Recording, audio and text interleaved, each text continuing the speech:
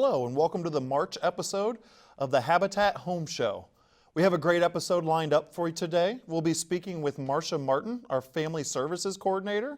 We'll have a volunteer interview with Rick Willis Jr., our former board president and the current president of Catch the Building Spirit, a wonderful partner with Habitat that works on a house each year. We'll also be focusing on some of the great items we have in our restore at 115 West Riverview Avenue. And we'll take a look in at what's happening on the 213 Edison Street build that we have currently going on. And finally, we'll wrap up with another segment of Norm's Know-How. He'll be working on some flooring in one of our current builds, actually. And he's going to show you how easy it actually is to install your own flooring in your home. So, to begin with, I'd like to introduce Marcia Martin, our Family Services Coordinator. Thank you for joining us today, Marcia. Thanks for asking me back. Yeah, no problem. And this is not your maiden voyage, is it? You were here on our second episode, I believe it was? Yes, it was. Yeah, excellent. So, Marcia, we're here to talk about a little bit, just you, essentially. And we talked and we interviewed you when we were talking about your actual position as the Family Services Coordinator. Right. But you have a much richer history than that before coming to Habitat, don't you? Can you tell me a little bit about what you did before Habitat? I started off as a gospel singer, and then I transitioned to an R&B singer where I opened up for different acts. And I did that for many years. Tried other jobs like locksmithing and, locksmithing. I did not know that one. And I did seamstress. Okay. And I think as of late, I was still singing. Yeah. Singing R&B. So the stage isn't anything new to you. You're comfortable up here, huh? Well, most of the time. It's easier to sing than it is to just talk. Okay, gotcha. And who did you sing with? Tell me a little bit more about that and some of the people you got to perform with. Oh gosh, I sung with a lot of different groups around Dayton. I think the first group that took off, I had siblings who had a group called Gospel Martinettes. Okay. And I sung with them. I was one of the youngest ones, so I sung with them. The last group, I think another group called Pleasure Plus Joy, Bad, Life. I opened up for acts like Roger and Zapp. Okay. Opened up for Dad's Band, and I shared the stage with Dennis Edwards, the former lead singer of The Temptations. Oh, wow. Mm-hmm. Holy cow. And as well as travel a little bit. That's amazing. You know, that's pretty interesting to hear. You know, I know Dayton has a very rich musical history and background, and you're kind of in the middle of a lot of that, huh? Well, just about every musician. I've done either some studio work or worked with them on stage as well. Okay. Do you still sing to this day? Not as much. No? Habitat takes up all my time. No. You can sing for us.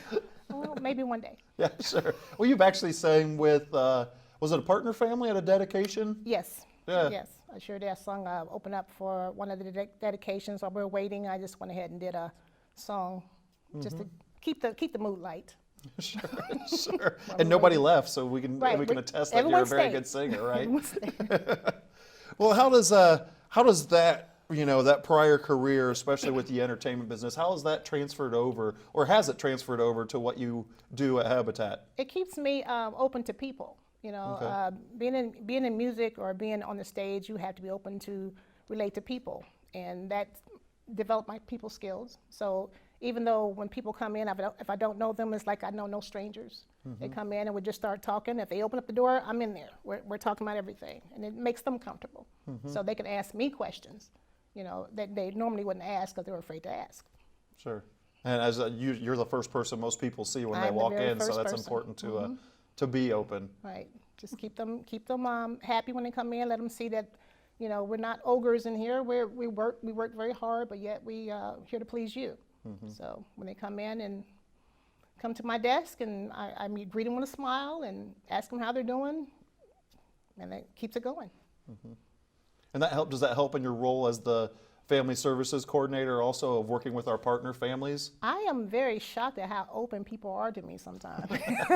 I mean, sometimes I learn more than I want to, but it's good because it helps me understand where they're coming from. Mm-hmm. And then I can relate that to the rest of my coworkers who works with the family, so they can understand what this family has been through, because they usually tell me their stories. So that kind of speaks to the fact that Habitat isn't about building homes. No. It's more about the relationship with the partner It's families. the relationships, yeah. Right. I always make a joke at the end of every dedication, when's the barbecue? You know, and they always invite me, but, you know, I'm just doing it for a joke, you know, but they still invite me. So. Do you have any stories like that particularly stick out in your head from over the years? I mean, you've been with Habitat for 4 years? Almost 4 years. Almost 4 years of working with the partner families, and something that just sticks out as one of those moments that that really stick with you and you won't forget. Oh gosh, probably the LaTanya story. I was very close to LaTanya, and it was by accident. She came to do her sweat equity at when we were on Linden Avenue, and then right next door we had a Mexican restaurant. So we went next door and talked, and she just opened up. She's opened up so freely. I learned things from her that I don't think she would have shared with anyone else.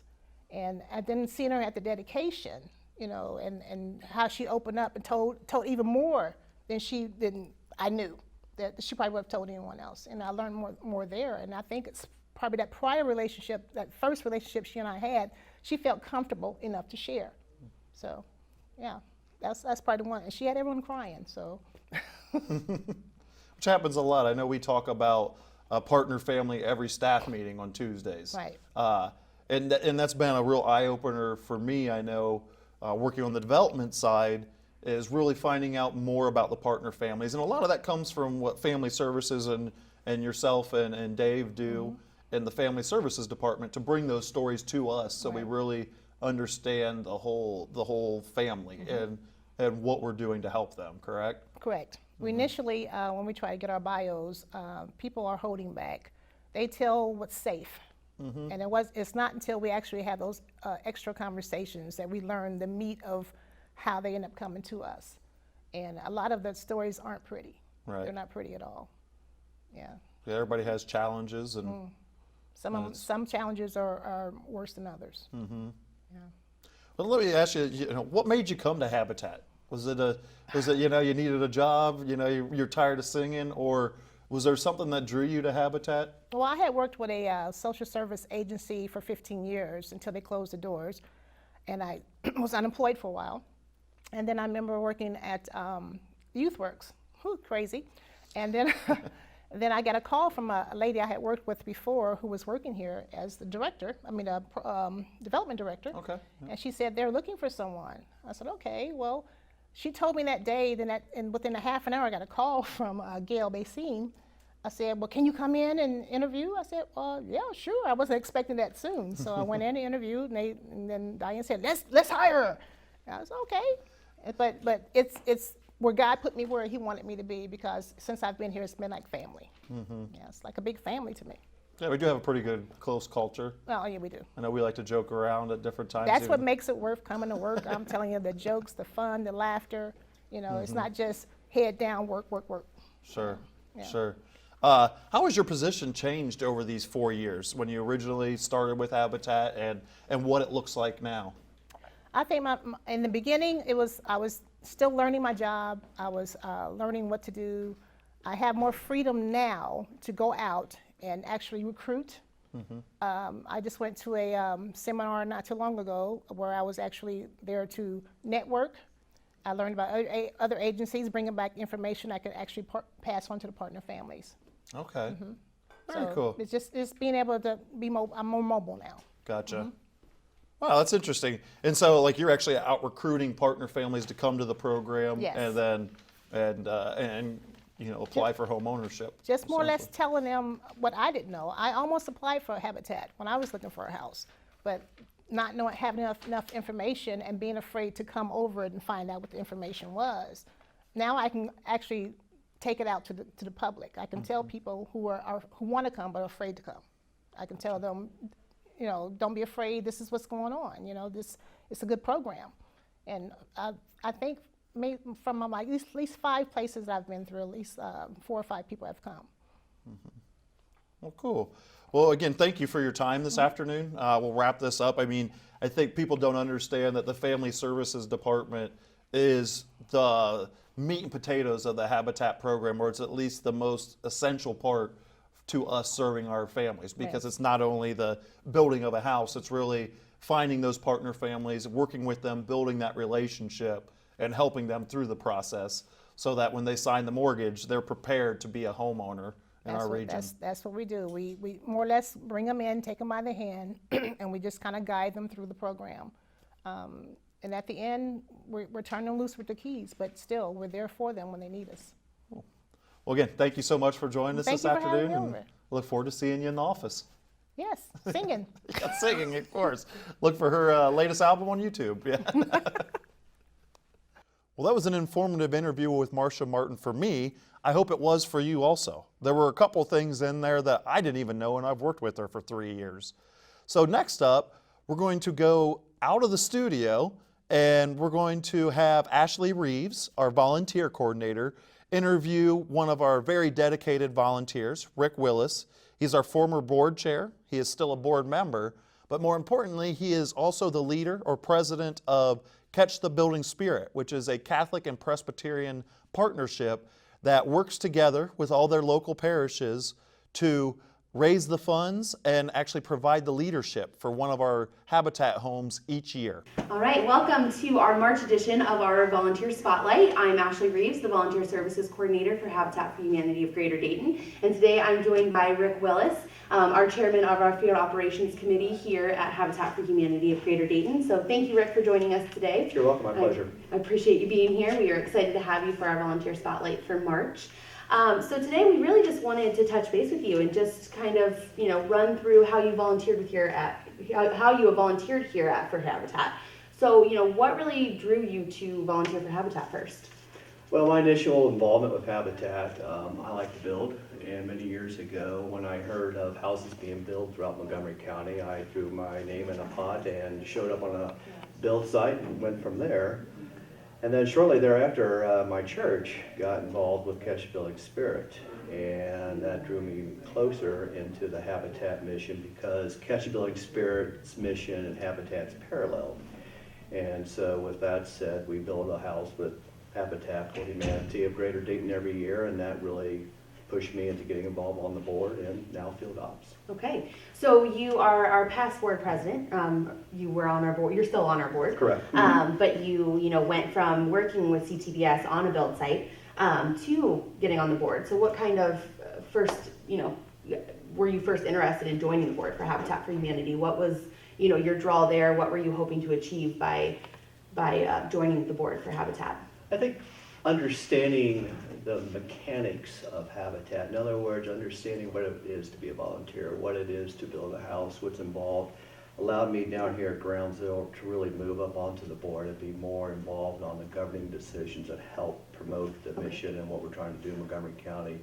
And gave me a really good learning sense about what the mission is and how it does impact lives. Okay, that's awesome. And I know you're still on the board. Correct. So you still, find that passion to still be on the governing board for Habitat for Humanity. Absolutely. So that you can see all of that. And then you joined our Field Operations Committee. You're the chairman for that. Yes.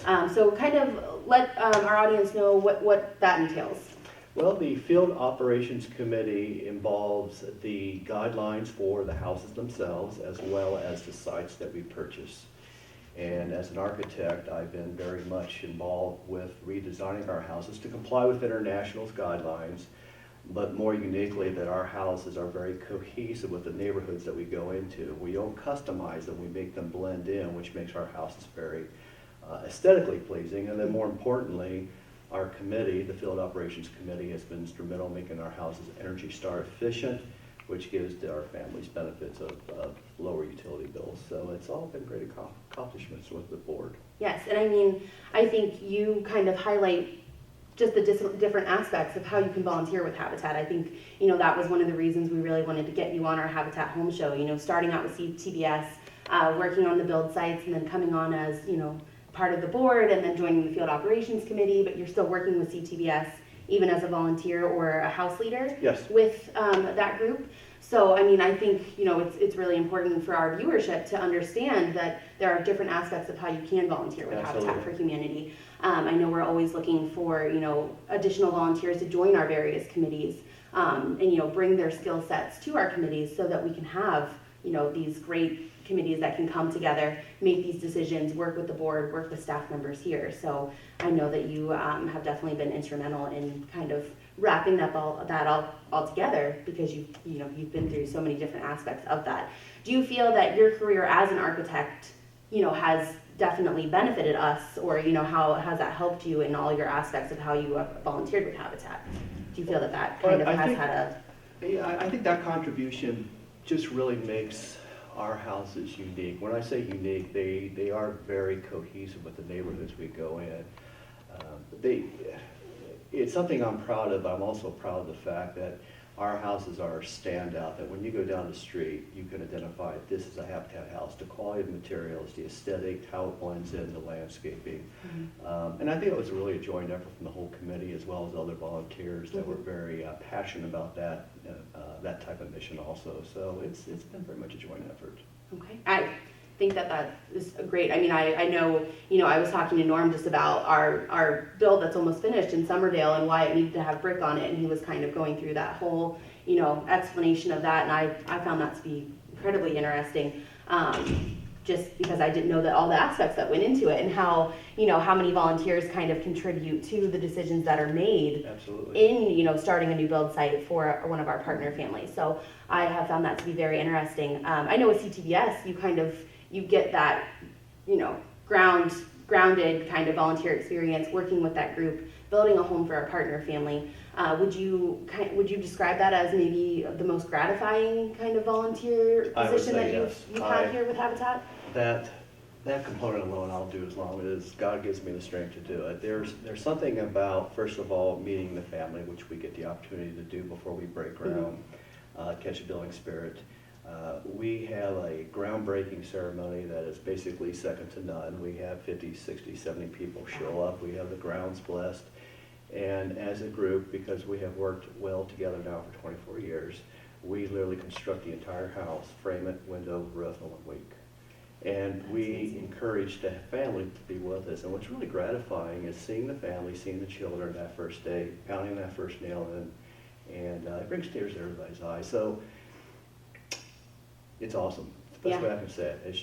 It's second to none, and that's what draws me in every year. I look forward to it every year. I watched the CTBS video when I first started here, and it was just amazing. I mean, from start to finish, it's a 5-minute video, but you could just feel everyone's passion for volunteering with that, with the group and helping out the partner family and everything like that. So, I think that is amazing, and we are so lucky to have you as a volunteer in so many different aspects. So again, Rick, I thank you for joining us today. And thank you for continuing to volunteer with Habitat for Humanity. My pleasure. Thank you. Thank you.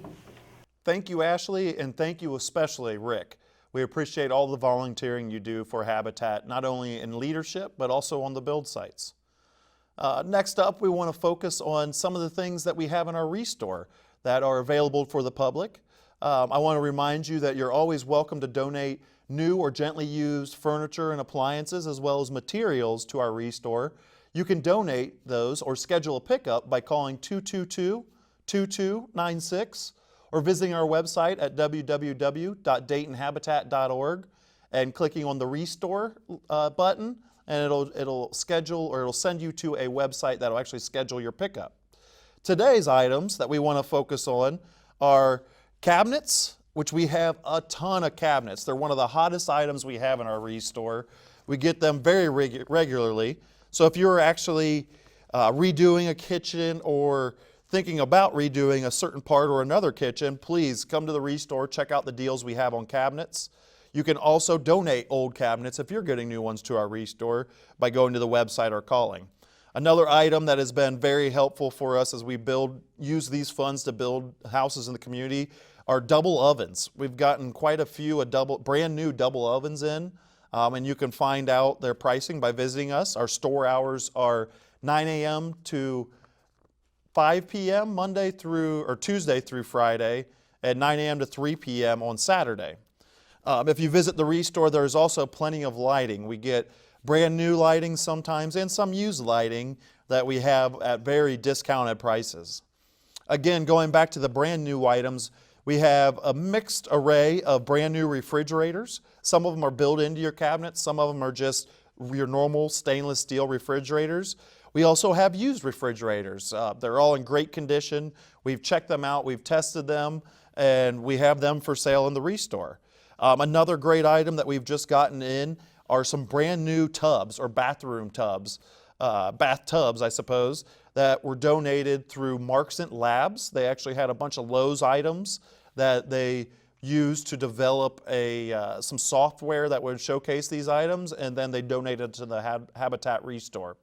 Another hot item we have in the Restore right now, we have brand new TV stands, entertainment centers, some might call them. There's 5 different varieties, and you can get them for $69.95, so quite the deal on that. And our last item for today is the variety of windows we have. We have new and used windows, and they fit just about any size of window opening. So please feel free to come visit us. Again, we're located at 115 West Riverview Avenue, and you can come stop in anytime between 9 and 5, Tuesdays through Fridays, or 9 and 3 on Saturdays. On our focus on the build sites right now, we started out with 213 Edison Street last month, and we're going to continue in that build. We've come a little bit further. 213 Edison Street has now been fully enclosed, fully framed. The roof is on. They were actually working on putting the shingles down or laying the tar paper. When I was out there earlier today, they've worked on getting the outside ready for siding. This house will be bought by Remedios Lopez. She's an energetic mother of 6, so she's a single mother of 6 children. And she was born and raised in Puebla, Mexico, but she's been in Dayton for the last 14 years, working various jobs. Right now she works in the service industry. She actually came to Habitat after hearing gunshots fired outside of her children's bedroom. Remedios decided that she needed to move at that point. So when she was talking to us, she described the idea that she came to the United States to be free and safe and to have a place where her children had opportunities that she had never had. So she signed up for the Habitat Homeownership Program in 2014. She worked off all of her sweat equity hours, which is 275 sweat equity hours for a single mother, while working, not to mention, and has been through all of her partner family education classes.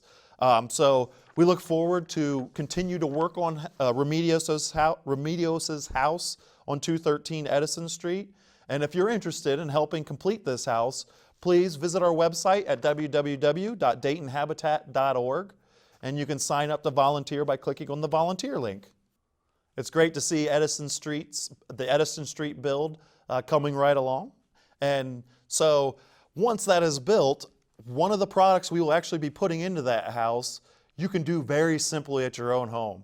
Norm Miozzi's going to show us how to install flooring in your own home. So this is an easy fix that I think can be intimidating to people. So he's actually going to do it at our 7258 Summerdale Drive build. He's going to, this is live action essentially on one of our builds currently. So he's going to be working with one of our job site supervisors, Tim Jordan, to install flooring into a kitchen, I do believe. So let's go to Norm. Today we're installing a luxury vinyl floor. Congolian product that has an adhesive strip on it rather than using any kind of glue or adhesive. And the flooring, what we love about it is it floats, so it actually does not attach to the surface. So what you want to do is you actually start with the front edge of the flooring. We're starting here against the doorway, and simply get it in place, mark your edges. If you have a piece of molding like we have along the side of the door, take a pencil and you can actually lay the flooring down, use the pencil to scribe right along the profile of the jamb or the trim, and then simply slide it back out of place and you can make the cut. We've already made the cut on this piece, so once you get the first piece in place, take the second piece, and as you notice, we've already scribed this piece of flooring, but simply remove the adhesive strip or the cover for the strip, take your second piece and line it up carefully. Once you get the piece placed properly, you simply press down on the adhesive strip, and that's it. Second piece, You'll want to use a full strip if you can. And basically I have a short piece here that we're going to use as a starter. The nice thing about this product is you actually don't waste a lot of the flooring. The Congolian product that we're using is a luxury vinyl tile, and it's extremely thick. So it's very durable and easy to work with. So you take the second piece, pull the cover back off the adhesive strip, and place it in place. It's really simple. The next piece, of course, what we're doing here is we line it up so that we keep the edges straight. Simply mark it even with the first piece you put down. Take a utility knife and, of course, a square, and then just wherever your mark is, you cut it with a utility knife, and you really just have to score the product. Once you score it, you can pick up the piece and simply snap it off. It's really easy to work with. Like I say, we actually have volunteers put this floor down for us, and it's easy enough that you can actually do it without a problem the first time you put it down. So you remove the protective strips again, and you place the second piece of flooring. So the most critical thing is just making sure that you keep the edges tight. You'll see how I roll down the edge as you go. That way you can see that that seam is nice and tight. Really about the only thing that you have to pay attention to with this product is make sure you leave the protective paper on the strips. Make sure that you don't line up your joints, and just keep going until you finish. So thank you, Norm and Tim, for showing us how to do what can be a very intimidating job and showing us that it's pretty easy to do, actually. So that's our episode for today and for this month. I hope you enjoyed it. Please remember, and I'm sure Norm's mentioned it, if you have any questions or if there's anything you would like to see on Norm's Know-How, please contact or email Norm's Know-How at DaytonHabitat.org, and he will answer your questions there and maybe possibly feature it on a future episode. Thank you again for joining us this month, and we look forward to seeing you next month, where we'll be looking at more of the Edison Street build, interviewing another volunteer, and have another great tip for you through Norm's Know-How. So thank you again, and we'll see you next month.